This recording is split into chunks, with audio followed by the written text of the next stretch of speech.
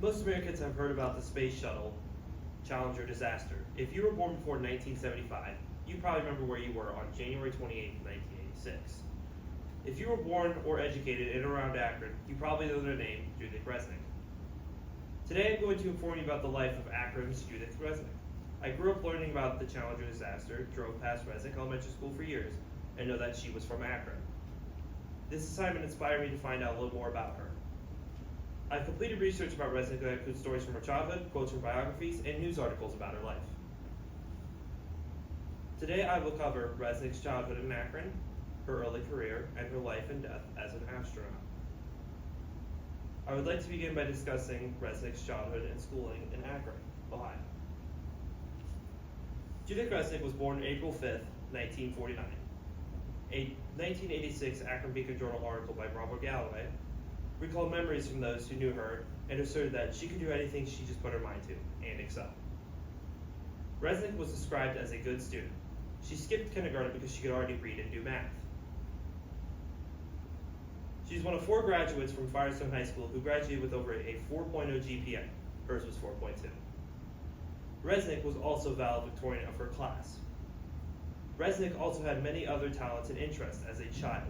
She was an avid reader who always seemed to have a book or two she was in the middle of. She trained as a classical pianist.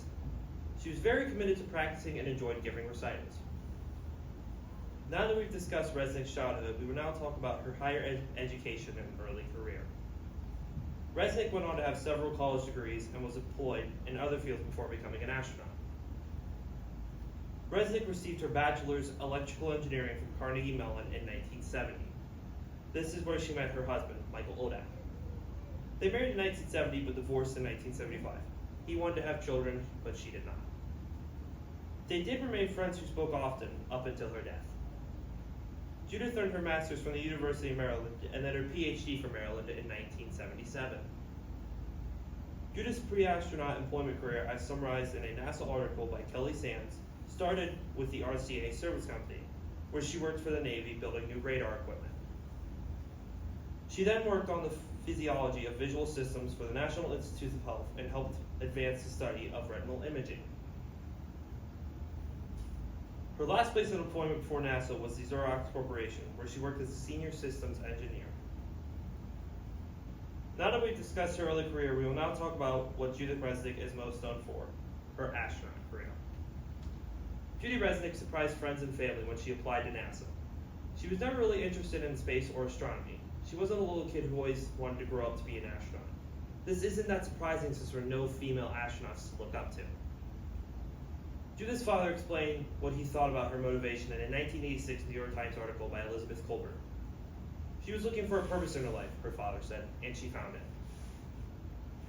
Resnick became part of the new astronaut program for shuttle missions. She was a member of the January 1978 astronaut class. The 35-person class was NASA's first group of astronauts since 1968, and the first to include female and minority candidates. Judith was one of 6 women who were accepted. Sally Ride, who became America's first woman in space, was in the same training class. But Resnick wanted to be thought of just an astronaut. She told her father, "Dad, I don't want to be a Jewish woman astronaut, I just want to be an astronaut." Unfortunately, Resnick's career was short. According to her official NASA biography, Judith's first mission was August 1984 as a mission specialist, making her America's second woman in space. She operated a robotic arm on a solar array, which earned her the Space Flight Medal of Honor. Her total time in space was 6 days, 56 minutes, and 4 seconds. Resnick's second mission was the January 28, 1986. This was the ill-fated Challenger mission. The shuttle exploded 73 seconds after takeoff, and all the astronauts and teacher, Krista McAuliffe, were killed. A very cold O-ring enabled an explosion of the craft. Now I'd like to close with the following statements. We specifically looked at Resnick's childhood in Akron, her early career, and her life and death as an astronaut.